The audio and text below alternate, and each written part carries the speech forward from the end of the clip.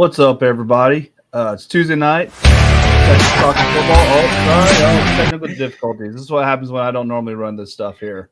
They left us in Uh, charge. How did that happen? I don't know what happened, man. But you know what? What's up, everybody? I'm BD. Today, I'm going to be coming at you from the Hooked on Phonics Studios, and we've got a special guest host today, filling in for Saj. Why don't you take it away, my friend? Oh, thanks for having me on, guys. I'm always happy to fill in when I can. I'm coming to you live from the Toys R Us studio off of Walsham Road. Remember Toys R Us? Oh yeah, oh a good one, man. They tried to make a comeback a few years ago. I think they might still have like an online store, but you know what? That don't count. So They actually exist in other countries. I think Japan has them, really, possibly. well, you know what? Hey, spent a lot of time there when I was a kid and an adult because they had video games. So, but you know what? Let's jump right into it, man. I think first, I want to talk about the season ticket member event that the Brahmas had at SeaWorld. It's pretty cool. It was kind of a small group that went. I think about 20-25 people. Uh, Wish it could have been bigger, but with only about a week and a half or of notice, it's kind of hard to get people going. And you had sports starting, you had birthday parties and all kinds of stuff. I know Jay couldn't make it because he was had a girls soccer tournament up in College Station. A week and a half notice. It's kind of hard to plan for, but I went. 210 Brahmasita from Horns Forward podcast. She went. Brahma Babe, Brahma Bro, they were there. And it was just kind of good seeing a group of people again and hanging out, doing Brahma stuff.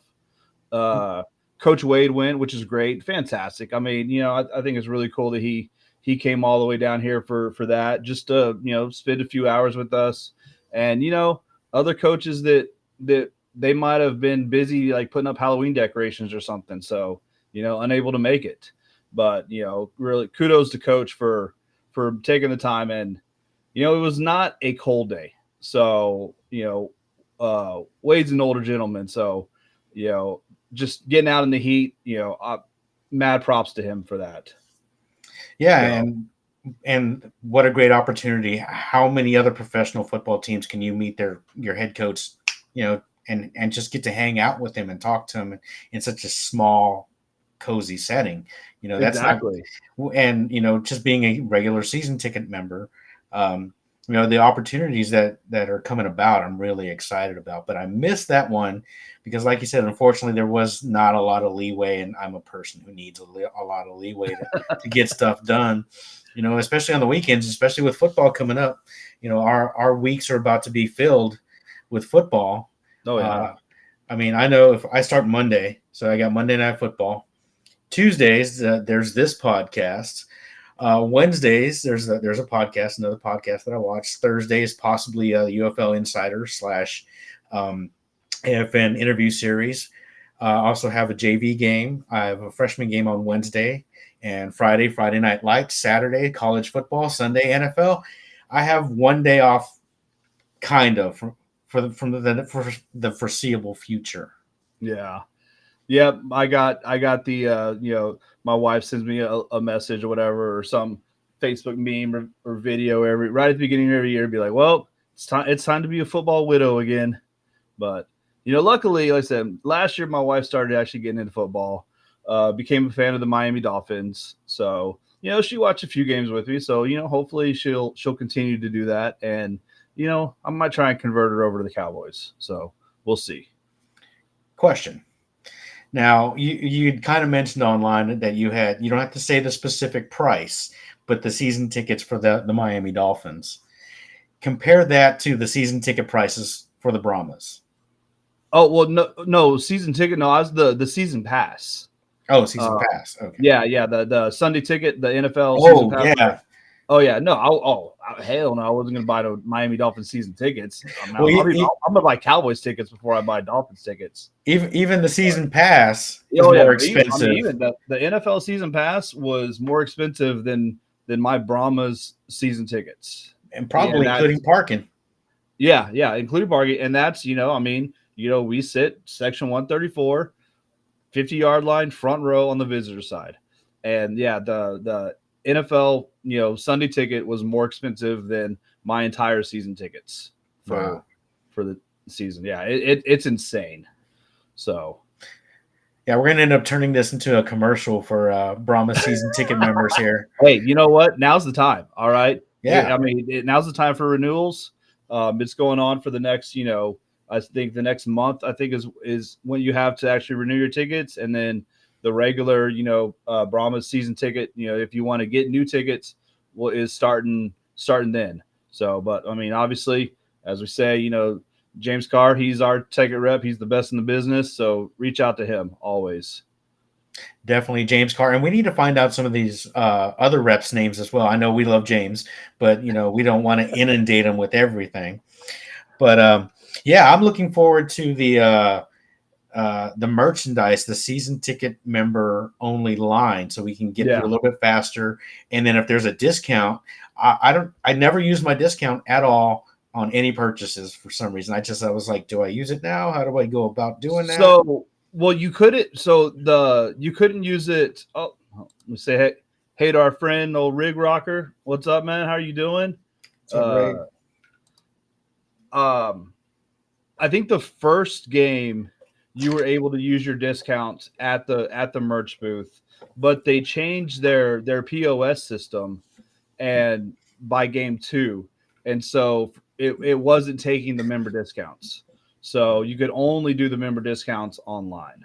So, but supposedly they're changing that, and we'll be able to use our member, 25% off season ticket discount for merch at the games. So awesome. Looking forward to that. That's what I'm looking forward to, man. So, well, let's get into, NFL preseason a little bit, man. We had the final week of preseason. I know we were talking a little bit before the show, the Cowboys game. You missed a little bit of it, and I guess the meme that I posted on our page spoiled it a little bit. But how much of it did you get to watch? And I watched it all, and you just knew what was going to happen. Well, it didn't. You didn't post a score. You just posted there's a defensive back down there somewhere. I didn't know it was going to be what it was going to be. You didn't put a number on that either. So I completely forgot that the game started at 2 or 3, and I didn't get off of work till 5. So I was a couple hours behind. Managed to successfully avoid seeing the score without even thinking about it, without even trying. And then I see this meme, and I thought it was Jay. I actually thought Jay put that together, and I'm kind of secretly glad he's not here today to talk about this. That showing from Trey Lance. Was it a showing though? It showed something. Yeah. What he did, last week I talked him up. I was like, talked about how impressed I was with, the way he was the game before, his composure, how he was making smart throws, how he wasn't making the stupid mistakes. And then he just goes and just, dumps all over everything good I said about him last week, and just totally, screws all that up. Yeah, he started rough and then had a good week last week, and then this week it was like, what is that? I know Jerry saw the wheels on the long run, and he's probably infatuated with that. But other than that, did he really do what we needed him to do? I kind of think that maybe if he had showed out like Jerry kind of wanted him to, that he's the heir apparent to Dak, and they find some way to move on from him either now or down the road. But with what he showed throughout the entire preseason, he's lucky to be on the roster, in my opinion. And I have a hard time I don't take a whole lot away from preseason. I never really do. What I've said that, what I don't want is I don't want to see the players make the stupid mistakes. I don't expect them to be, completely accurate, because, you've got receivers that you're not playing with. You've got the the fourth, fifth, sixth string guys that are trying to make a roster. So, that communication is not there. Like I understand that stuff. What I don't want to see is I don't want to see the stupid mistakes that you would make in a real game with your number one, number two receiver. That's what I really hadn't seen, game one, game two, in kind of the clips that I saw, but definitely this game three, he was making the stupid mistakes, and that's what's dangerous about, having him being potential, like you said, heir apparent to Dak, a player that's going to make those stupid mistakes. Yeah, and at this point, he's not even the heir apparent to Cooper Rush. Cooper Rush, I believe, is also on his last year in a contract. I don't know if he's re-signed one. I think this is his last year. And if anything else, the very least, they'd have a reasonably priced backup to Dak. And I don't think they even have that anymore. Well, I mean, Cooper is number 2 on the depth chart. Lance is still third. And, like I said, he's lucky to be on the team. NFL teams have to keep a third quarterback. That's NFL rules. So, he may not be on the team if not for that rule. So, but he does have the bit of intangibles of being able to run. And that was a nice little, whatever, 45, 50-yard run that he had. That was impressive, but it doesn't make up for, the 5 interceptions and what he had, like 2 fumbles or something. So. Yeah, and they even talked about on the broadcast that the amount of snaps that he's had this preseason alone is equal to the amount of snaps he had in college. Yeah.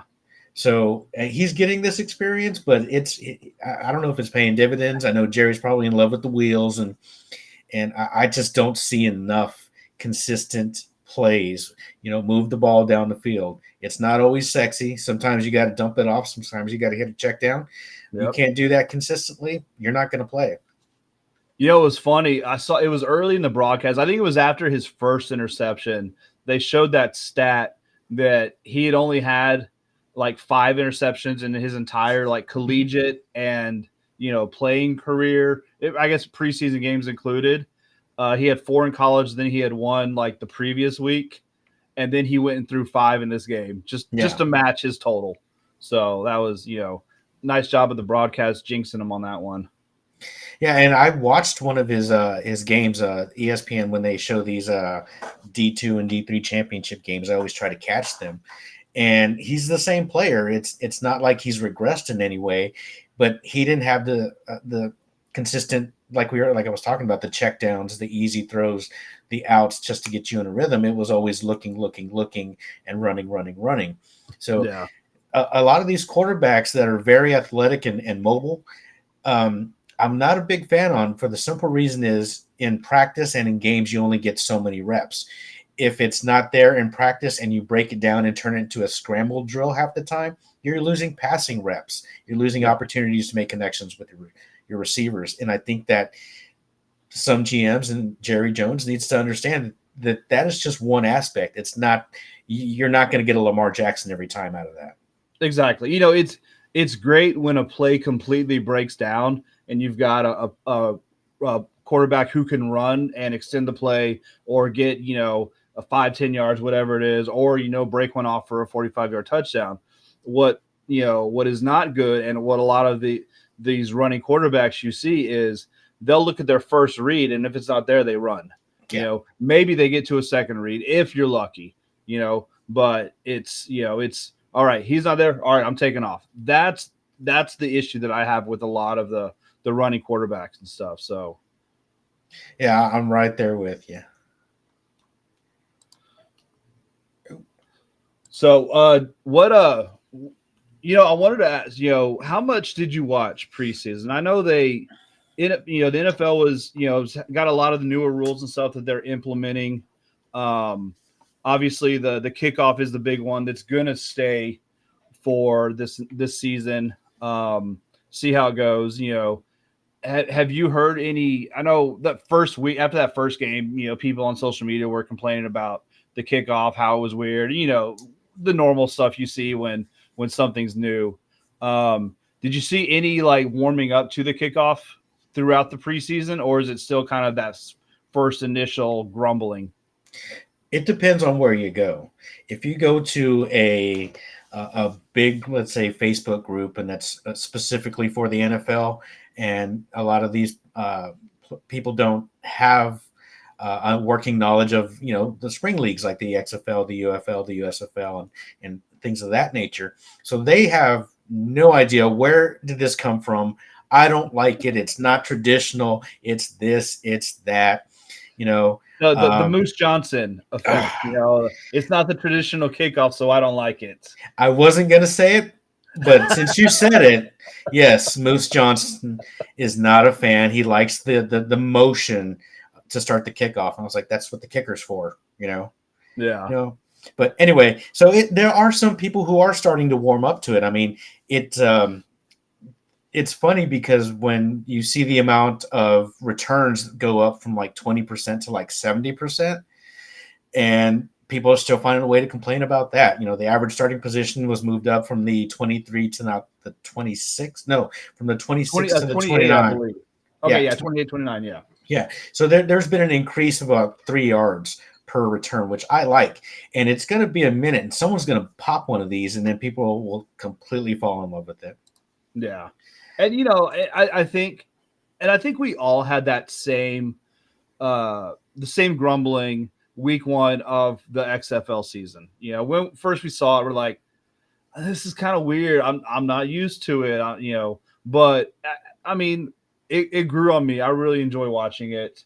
And I think it's really cool. And I think it's going to grow on the NFL fans, especially if, like you said, we're getting a lot more returns, and we get 2-3 times as many returns, and you start getting a lot more action out of these returns. I think people are going to enjoy it a lot, because nobody likes to see, 85, 90% touchbacks. So, yeah. And people forget it wasn't that long ago when it was touchdown, boring extra point, commercial, kickoff into the end zone. So it was like touchdown and then 5 minutes of nothing, and then the play resumed. I like it. I love it, and I even prefer the extra point system that they use in the UFL and the XFL. As far as getting used to it, I miss it. The UFL needs to bring the XFL style, the dynamic kickoff, back to the league, and it's a little bit of egg on the face, that the UFL gave in and went back to a traditional kickoff, and now the NFL introduced it. So I thought it was funny. And I watched next year, the UFL is going to go back to the XFL style kickoff, and then the NFL is going to say, you know what, we're going to go back to our original kickoff. They're just going to flip back and forth. But you said something too, 5 minutes of nothing, which actually kind of brings you to the next kind of rule change that I was thinking about. Have you the replay, not the replay, I'm sorry, the first down marker, the digital marker or whatever. This week was the first chance I actually got to see it in action in the Cowboys game. And it was like 3-4 minutes of just standing around waiting. Like, this is ridiculous. Run out a chain and measure it. I mean, the UFL's got it. They mark the spot that immediately tells you what it is. 18 inches till a first down. This thing took 3-4 damn minutes, and I don't understand what they're doing. That's taken that long to get a measurement. The only thing I can think of is this system is new to these stadiums, so maybe it's not calibrated. Maybe it's not exactly the way it should be, because some of these games, it was their first time running that technology. And I'm not trying to be an apologist for the NFL, but yeah, they need to get that straight, because the UFL had very little problem with it. It was, let's go. It was immediate. And I know the NFL was just using it in the preseason as a test run. But from what I saw in this preseason as a test run, y'all just need to scrap it and go back to the chain gang. Don't, unless you want to figure out the system that the UFL uses and implement that, don't even try, because y'all system sucks. Yeah, they need to get a hold of that before the regular season starts. They can't keep having that go on and on. And then the commentators they've got to fill that dead air and get something to talk about, and come up with something and kill some time. And oh, now there's a measurement. Okay. Yeah, exactly. And even even the commentators in the Cowboys game were like, well, yeah, they're still trying to get used to it. They'll figure it out eventually. It's taking a while here, but even they were like, you could tell what the hell is going on? What are they doing with this?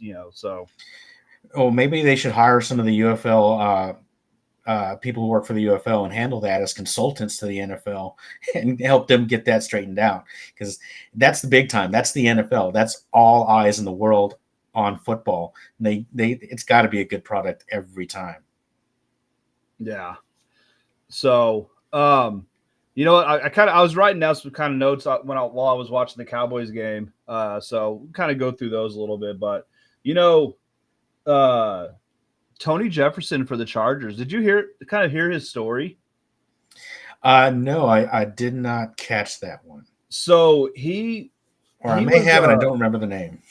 yeah. So he was for the last several years. He was a scout for the Ravens, Yeah, and then he decided he wants to try to make the league again. And so the Chargers, it was somebody that was in part of the Ravens defensive coaching room who came over to the Chargers. So he kind of brought him in to try him out. And I mean, that dude, he had a hell of a game against the Cowboys, and he actually ended up making the final 53-man roster. Which, I mean, the guy had he had an interception, he had a forced fumble, he had he had an amazing game. So it's one of those the really cool stories that you kind of hear about it in the league every now and then. That it's just something that I just think is really awesome to see. The guy was out of the league for a few years, running a scout team, and just hey, I think I still got it, and apparently he does. yeah. I love the whole premise of how that probably came about. He's probably timing some guys and be like, "You're slow." What do you mean Right? I'm slow? I can beat you. Yeah, I can out rep you. I cannot do this. I can out do that. And it's like, maybe I should go back into the league. If I can Yeah. compete with these guys out here. But yeah, that's an awesome story. That, well, first off, that he stayed working in football. Yeah. That he got an opportunity, because those opportunities every one of us would love. To work for an NFL team. But he got to stay with the team, stay around football. He got his opportunity, keep working out, and then went, you know what? I'm going to keep playing. If I can keep playing, I'm going to keep playing. And Yeah, that's he obviously he was staying in incredible state story. during those 4 years. Like you Yeah. said, he was probably running drills with these guys that he was kind of scouting and stuff. So, I said I thought that was a really, really cool story. Did anything else kind of stick out to you from the preseason game? With all the preseason games in the last 2 years, this is how it's kind of changed for me. Is I'm a diehard fan. I watch every Cowboy game. A diehard Cowboy fan, so I watch even the preseason games. But the last 2 seasons, it's been about following players from the XFL, UFL, and USFL, and on their journeys. Even if they only get in for a series or two, I'm going to try to watch them and and kind of keep track of them, see how they're doing. That's when we were talking about Perez. When he got his opportunity with the Chargers, he did really well on multiple series. So I was like, Yeah. they got to give him a shot somewhere. I mean, if there's somebody goes down, he'll probably get a call. He'll probably be on the short list of phone calls if somebody gets injured. But lately it's been about watching the guys. I've gotten into, now that we're doing spring football, following, like, let's say the LFA, and those guys going to the IFL, and the IFL guys going to the CFL or the UFL, and then those guys going to the NFL. So I've been kind of watching it from the bottom up in a different perspective now. And that's cool. You got people to root for and stuff, especially the Brahmas players that are going to the teams and stuff, and kind of going to that. It's fun to watch all these players in the preseason, and then you get to today, which is cut down day, and now only two UFL players made the rosters. For the 53 man, and it sucks. For the players now. You know, I think one of the big ones, at least for Brahmas fans, was John Shea Kirkland, getting cut from the 49ers, which, it sucks for him. It really does. And, I want, obviously, he's such a great player. Love his energy, on the sidelines as being a fan of the Brahmas, just loved watching him play, loved everything about watching him play, wanted him to succeed. But I am not upset that I no longer have to cheer for somebody in a 49ers jersey. Exactly. So, like I said, I wanted him to succeed, but I also hate the 49ers. So, I'm glad I don't have to root for somebody in the jersey. I'm right there with you. Another friend. Hey, Yeah. Vanessa, how are you doing? You should actually be going and looking through some math books, considering our conversation on Facebook today. So, leave it at that. I was thinking about earlier today, when we were talking about some of these guys getting released from the NFL. There's also a lot of UFL signings. So selfishly, I'm like, we were talking about John Trey. Selfishly, it's like I don't have to see him in a Niner uniform, and he's probably going to come back to San Antonio. Yeah, we get our players back. There is that as a Brahmas fan. Like, yes, yeah, we get the core of our team, like our best players who we're gonna, we're trying out for these teams. Yeah, it sucks they didn't make it, but we get them back. Yep. So, yeah. So a lot of signings and re-signings and even some players being waived in the UFL right now. So there's a lot going on. There's a lot of activity, and you see that, like, just all the players, obviously, they're across the league because so many of the UFL players got released in this final roster, so they're going back to their original teams, and we're seeing, we'll see what happens with them. And, I think we're still unsure of how many players from the UFL roster they're going to get to keep for next season. And, I haven't seen any of that, that yet. So, we'll see. But, like I said, the core of our team is probably coming back. So I'm happy with that. Now, when you say keep, what do you mean by that? Well, as far as, kind of, how last year, you've got the with the merger, you got to keep what they said, like 42 of your original roster, and then the rest went to waivers or part of the draft and stuff like that. I'm wondering how they're going to do that year to year, because I wouldn't imagine them like keeping everybody. Like, I think they got to allow for some movement. It will be the same. There will not be another super draft like there was after the merger. They're going to allow those players to kind of settle into those markets. You don't want to constantly stir up half the roster, and then these guys are over here, and you got to follow. We saw a little bit of that when we had some roughneck players come over to San Antonio, and the resentment that caused. Can you imagine if they did that across the entire league? So I'd heard that too, that there might be a possibility of some kind of reshuffling or super draft. There, I was able to email some people and text message some people, and there's nothing in the books on that. It's not going to happen. It's not going to be a super draft. Oh, okay. I wouldn't think it would be like that. I just kind of, maybe you've got, say 40, 45 spots that you can just hold players on, and then the rest of them basically become free agents, not necessarily a draft, but they can sign elsewhere. I mean, I haven't heard different, but from what I understand, they're still going to do the 95 roster, the 95-man roster, and then cut it down in segments like they did last season. Okay.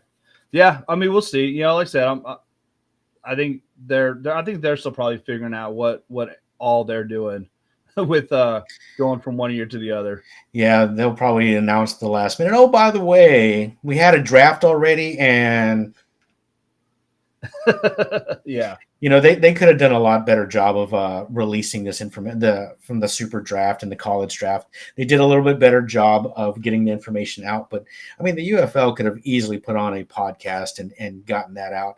They would have had a couple thousand viewers live, maybe even 4,000 or 5,000 viewers live to watch that draft. Yeah, I agree. Kind of following it out on Twitter and stuff is was kind of annoying. A pain in the Especially when it ass. took a while to. Oh, you know what? We got a special guest here. Speaking of annoying and pain in the ass. Hold on, you're not BD. Let me can I fix your name here? Change it because I'm remote right now. So while you're doing that, I'm going to answer one of these questions here. Was what are your thoughts on the XFL style scrum, the first possession instead of coin toss? I liked it the first time I saw it. It was cool, and then it kind of wore off, and it was like, eh. And then when we tried to duplicate it, messing around in the backyard led to some injuries. So I'm not a big fan of that scrum style anymore. At first, it was cool. It's like, who's the fastest? Who's going to get the ball? And it was a drill that I used to do as a coach. But I'm not a fan of starting a game that way anymore. That's brings back some painful memories, huh? Yeah, the scrum style is good in the sense that it's good training for a fumble recovery, things like that. But to start the game off instead of a kickoff, I mean, you're asking for trouble. The reason why I bring that up is because I saw somebody on Facebook post something about that, and it was starting to garner some support. And I'm like, yeah, I get that. And by the way, real quick, I am SAJ coming to you live from the FTK studios tonight. If you know, you know. But that scrum style is cool. I mean, it's great for rugby, right? But those people know how to hit each other without killing each other and paralyzing themselves. Yeah. NFL, you've got pads, you've got this false sense of security. People are looking to put serious hits on people. And in a scrum style like that, you could seriously hurt somebody. So not the best idea.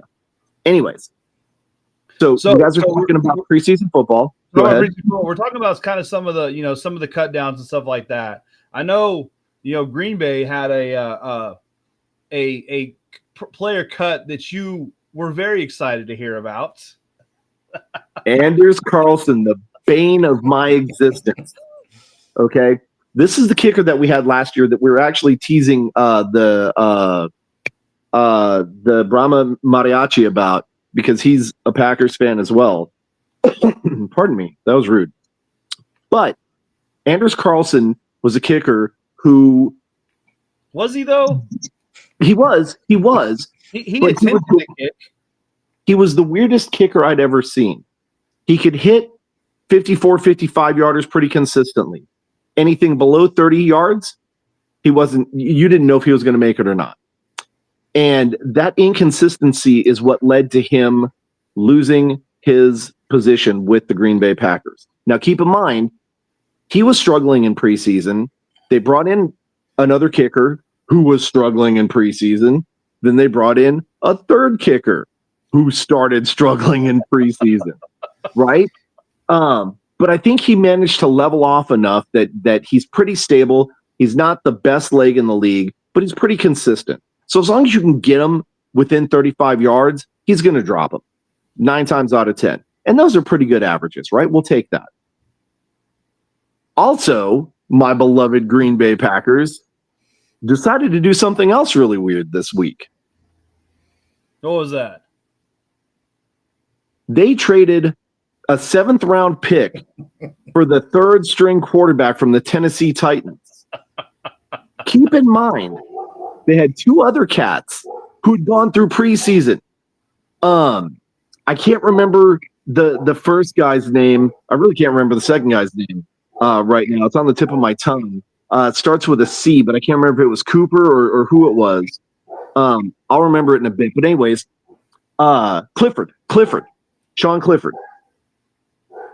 He was struggling, and rightfully so. I mean, he's a decent quarterback, but in this system, he's not necessarily getting the production that he needs. He needs a couple of years maybe in a system like the UFL to really kind of sharpen his skills to be, a contender in the NFL.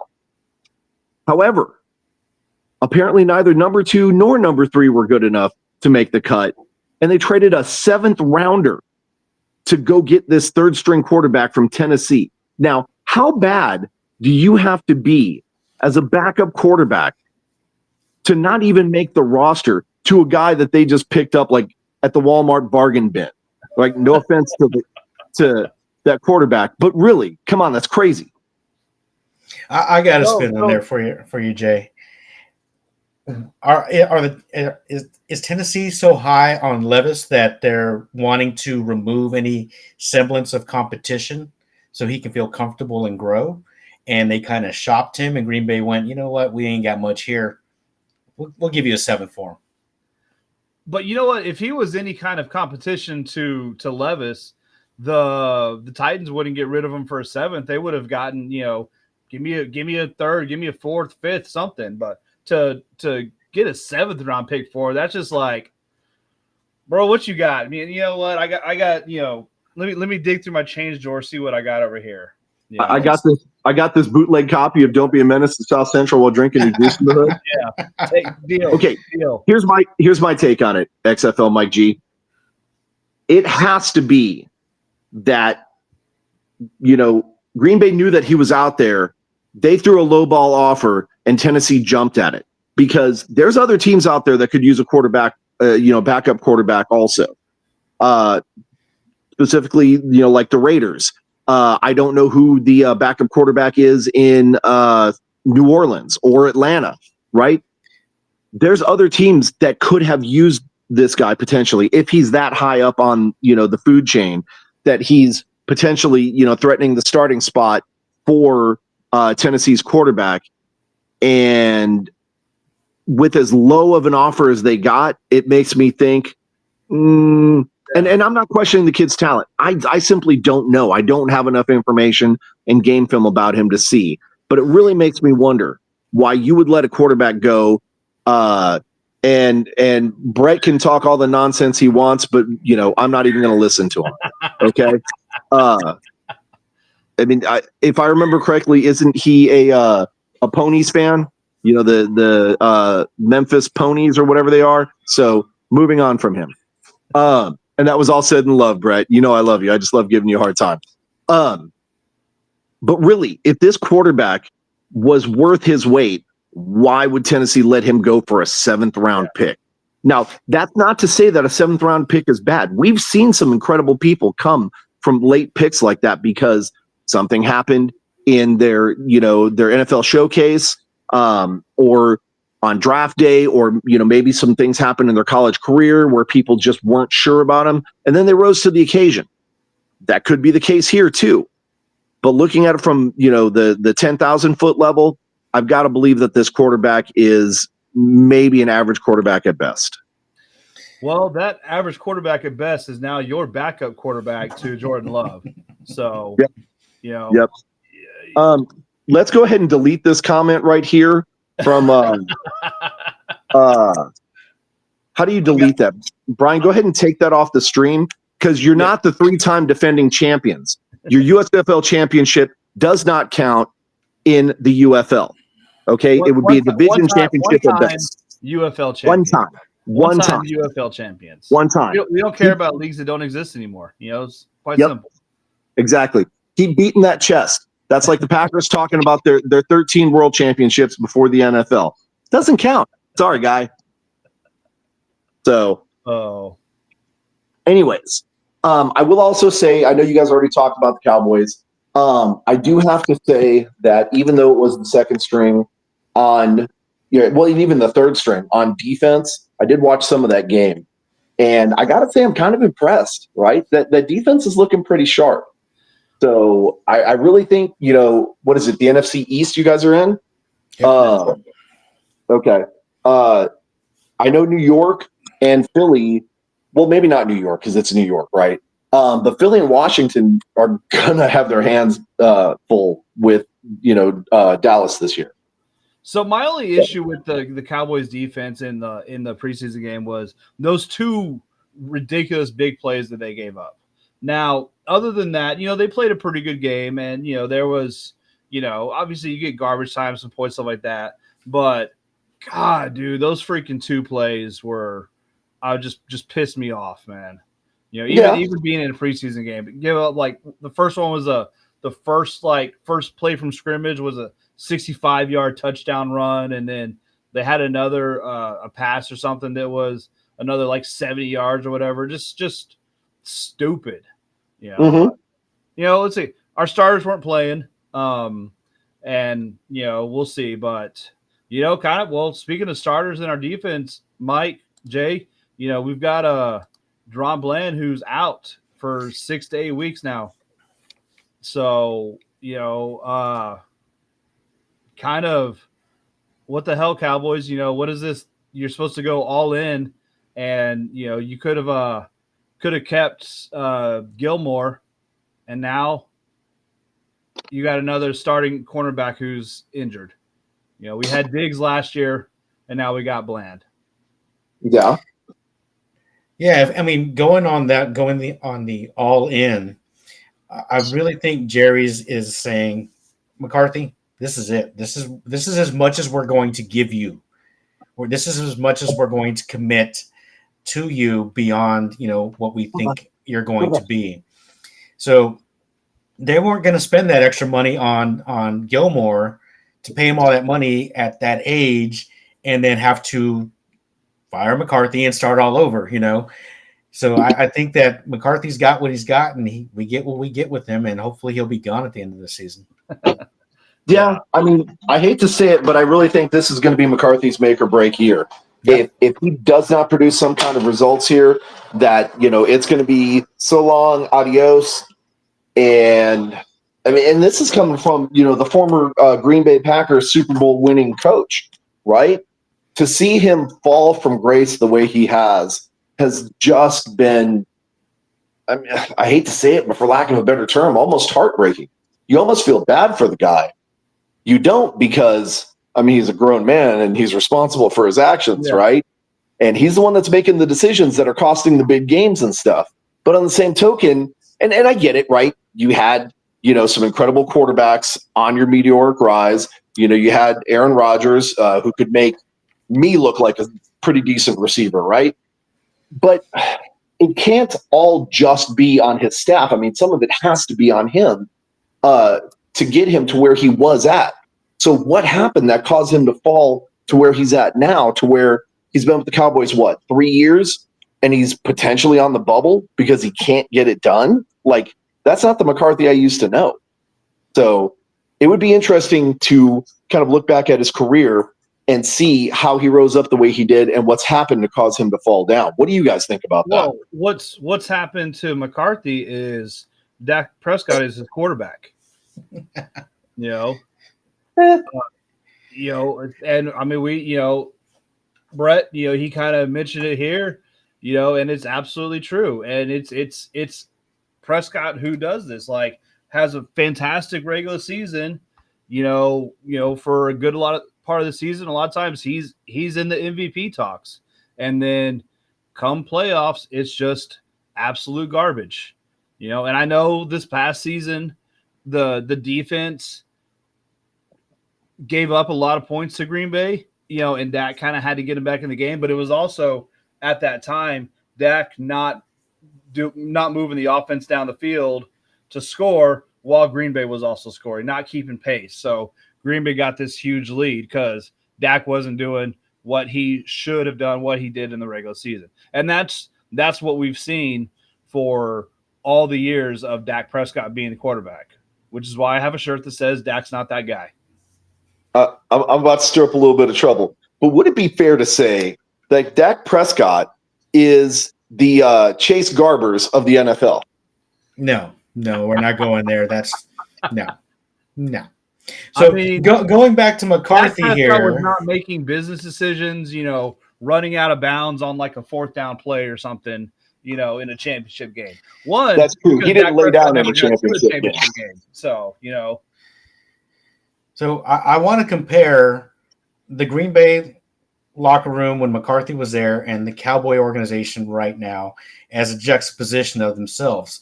Yes, he was in both of the organizations, but the Green Bay organization has long been known for character guys. They're not going to be there. Oh, I'm in a big city. I'm here to show out. They're there to play football. And then he had a lot of established veterans on that Packer team that won that championship team. He did.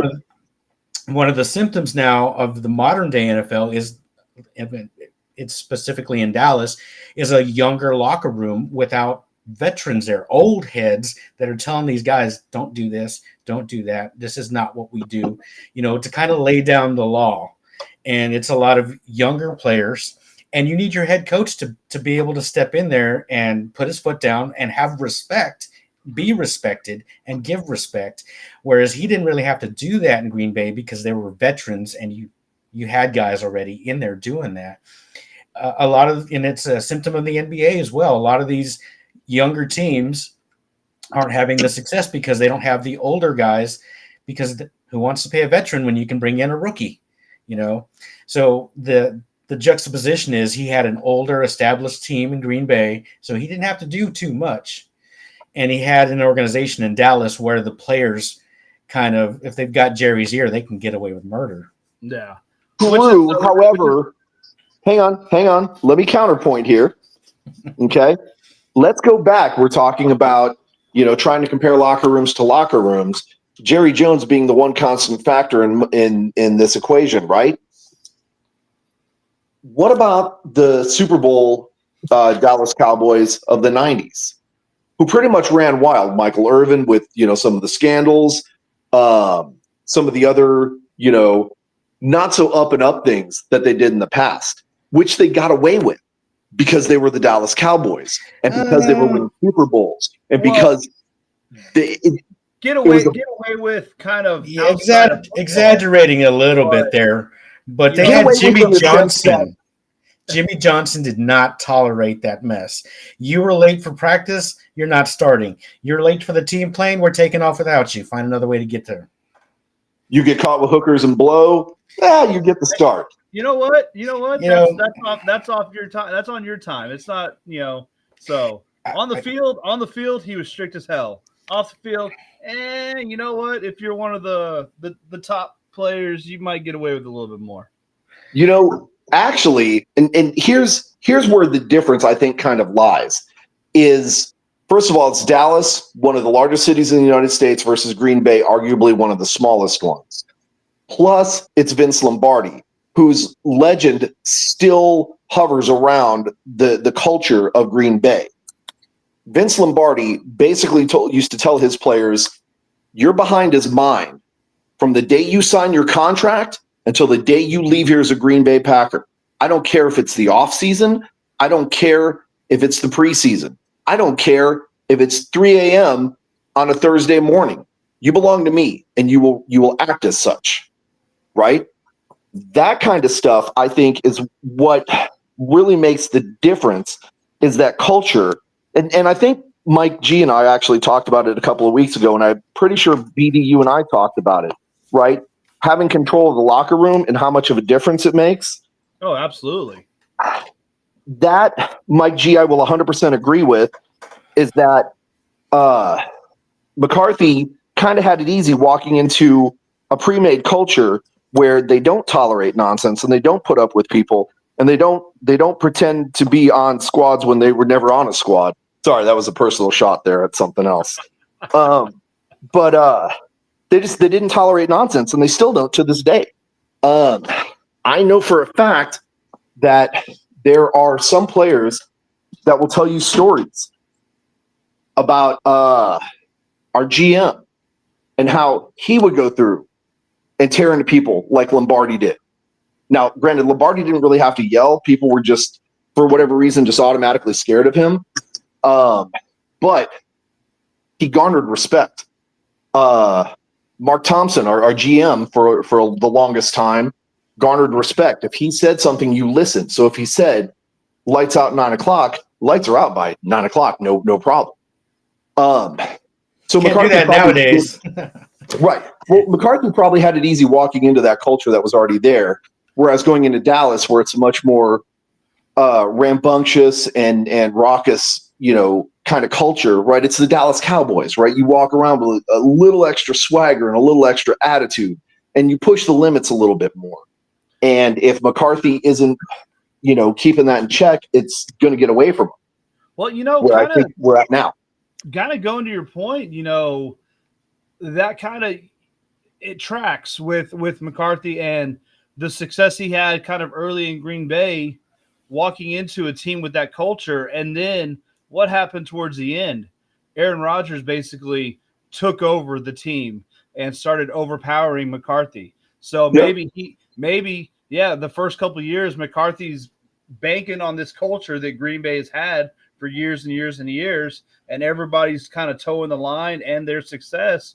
And then once kind of, Rodgers figures out that McCarthy might be a bit of a pushover, he's starting to control it. And that was kind of the downfall of the McCarthy era in Green Bay. And that's also what we're seeing in Dallas of him not being able to control the locker room, being a pushover there too. Mm-hmm. And to back up your point about Rodgers, you're seeing it on display as it's unfolding in New York. God, I can't remember the head coach's name in New York. Oh, bald guy. Robert Saleh. Saleh. He's already basically been told, not in so many words, and I can't confirm that it was necessarily said by Rodgers, but he's basically said in so many words, you worry about the defense, Rodgers takes care of the offense. Yep. Right? Now, what head coach gets told that by their quarterbacks? Right? And I get it. Aaron Rodgers, he deserves the respect because he's, a phenomenal, talented player. However, should he be calling the shots in the locker room? Should he be calling the shots out in the field? Should he be treated as if he's, Lord and Savior of the Jets?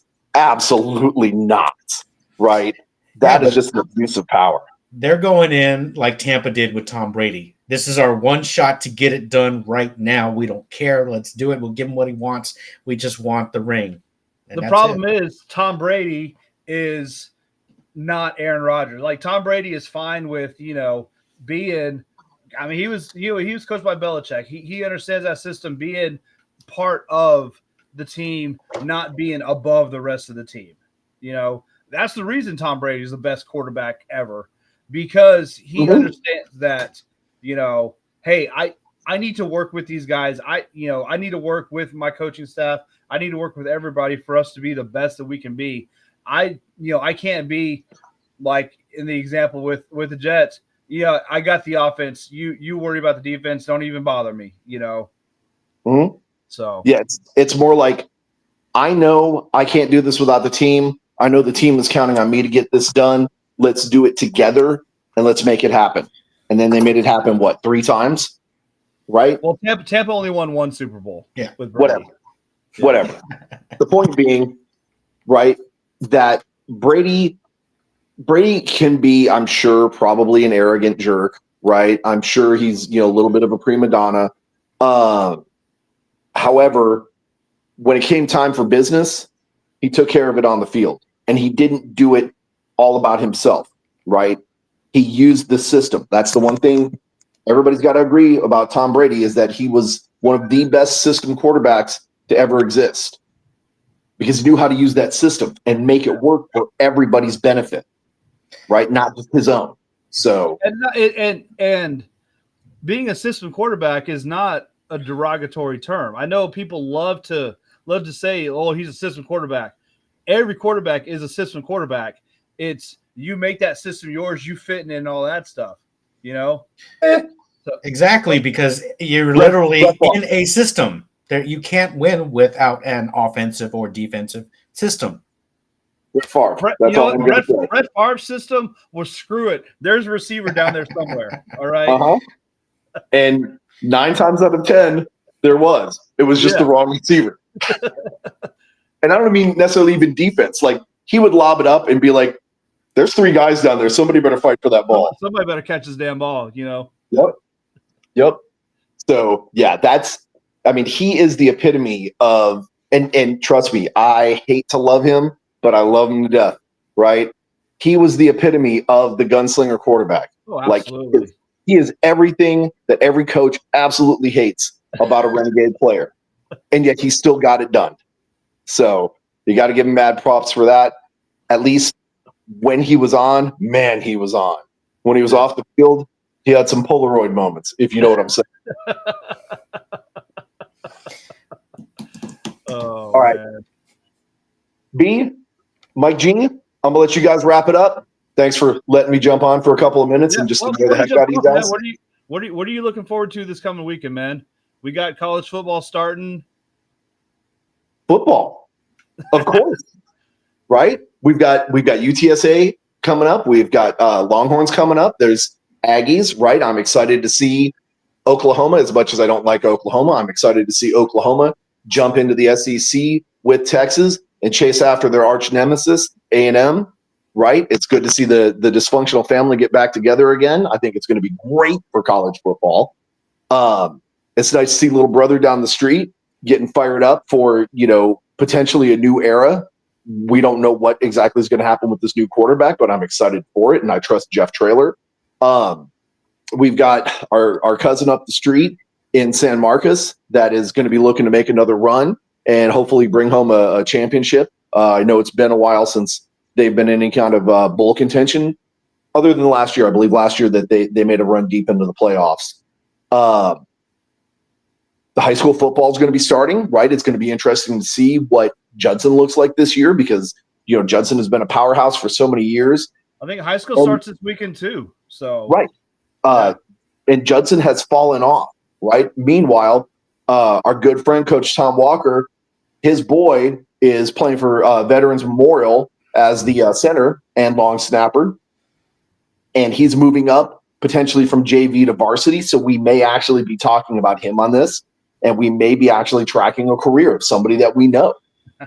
And so there's excitement there. I'm excited to see the green and gold take the field.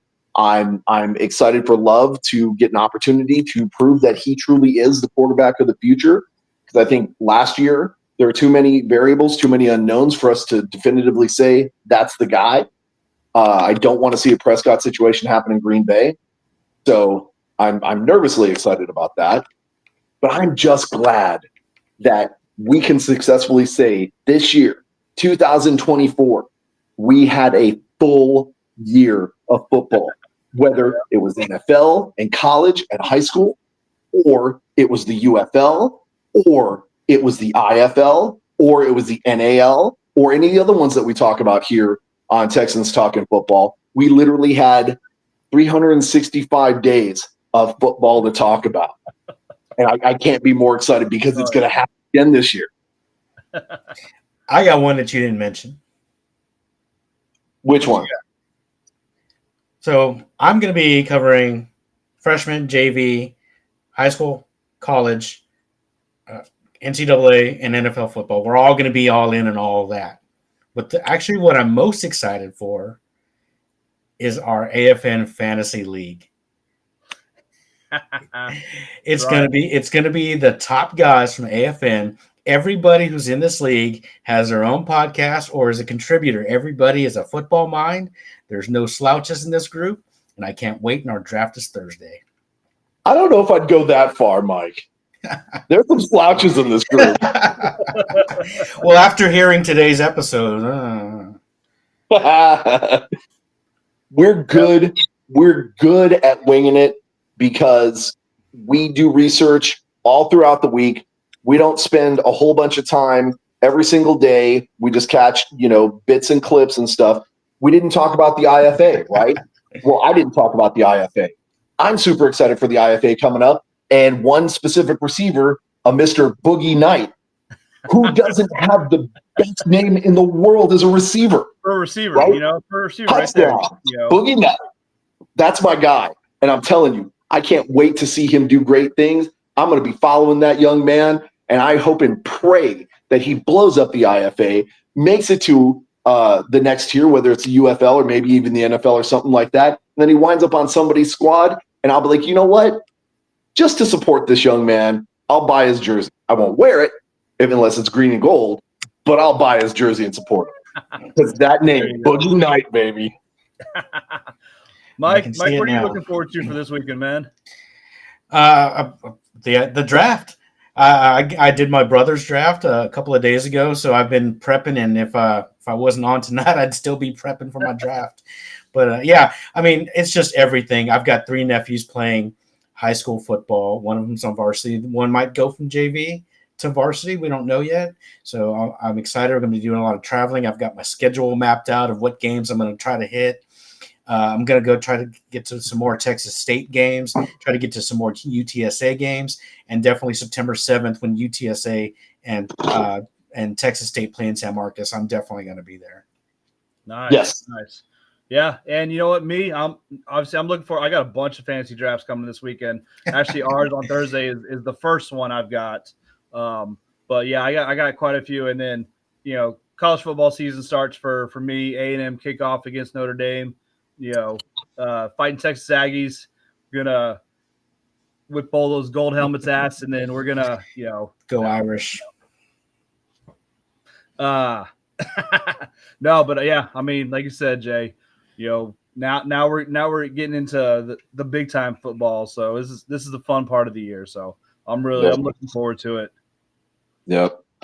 Yeah. I'm seriously, like, you guys know me. I'm a pretty excitable character. It's not an act. This is just who I am. But I seriously am giddy. Like I'm reminded of like the build up before Christmas. That's how excited I am. So yep. It's gonna be another great year, man. Nothing but 24/7 football, and I'm here for it, baby. Absolutely, man. All right, man. Well, we're a little bit over our time, so let's sound off, and we'll see you guys next week, man. Real quick, want to give a shout out to our sponsors, W Energy Drink. Again, you hear me plugging it. I actually have an order on the way. So next time you see us, I'll actually be sampling it live and telling you how good of a product it is. And if it's not, well, then I'm still going to tell you how good it is. No, I'm kidding. If it's not good, I'll let you know. But so far the reviews have been phenomenal. I did get the 3-pack sampler, so it should be some fun stuff to try. I'm just not going to try all 3 of them at once because that would be crazy. We also want to give a shout out to obviously Mr. Mike G for joining us tonight. Absolutely. And our friends over at AFN. A shout out to our friends Pro Arena Talk. And for you fans, thank you so much, guys. This is episode 77. We are creeping one step closer each and every week to episode 100, which, if we do it right, may be happening right around Super Bowl weekend. Yeah. So be tuned for that. They'd freaking, us two jackasses would have a podcast for almost 100 shows, man. It's fantastic. I mean, thank you everybody who watches us and stuff. Do what? Yep. I said I believed in you guys. Yep. So, well, everyone, man, thanks for watching. Thanks for commenting, and we will see you guys next week. See you guys. Go Pack, go.